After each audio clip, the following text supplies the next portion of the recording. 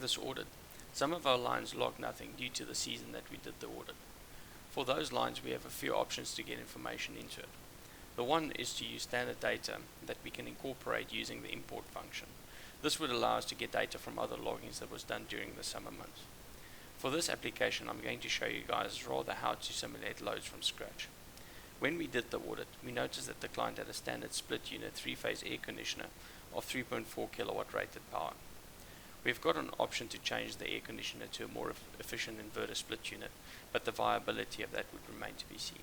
For now, I'm going to simulate the load and show you how to get the information in there. We're going to start off in this sheet by doing efficient override and original override. Once we've done that, you will see that this section becomes active, and again we can simulate the profile. So for this 3.4 kilowatt aircon, that is a 3-phase aircon. We've got phases AC1, AC2, AC3. So we've got to keep in mind that we've got to split the power, the 3.4 kilowatts, over all 3 phases. So I'm going to do that by going there. The 3.4, I'm going to do let's make it 1.15, make it 1.13.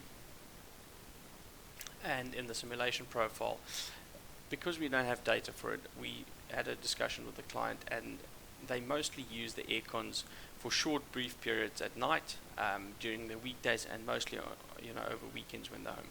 So it would have a little bit more of a significant weekend profile and a little bit in the week. So they get home at about 5 in the afternoon. So let's run the aircon at 5 in the afternoon. It's not going to be very hot, so let's put it at 25%. 25, let's make it 25, and once it's down to temperature, let's bring it down to 20, 20, 20, 10, and 10. Oops, wrong side, 10. Okay, for a few hours.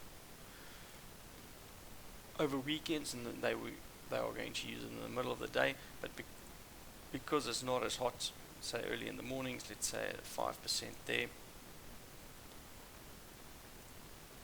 5% there, let's use a 10, let's use a 10, say 15, 25, maybe a little bit hotter here, so let's use a 25 there, let's use a 35, 45, 35, 25, 25.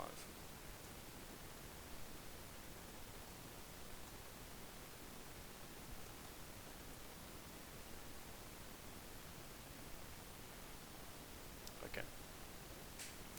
So let's see what our profiles look like. So over the weekends, they're going to start using it from about 8 in the mornings, and during the weekdays as is.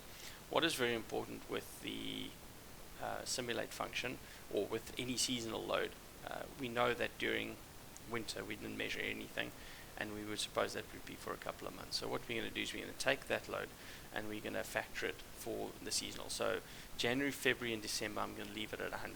March I'm going to bring it down to 60%. April I'm going to bring it down to 10%. May, June, July, August, September 0. October I'm going to take it up to 30%. November I'm going to take it back to 60%. Okay.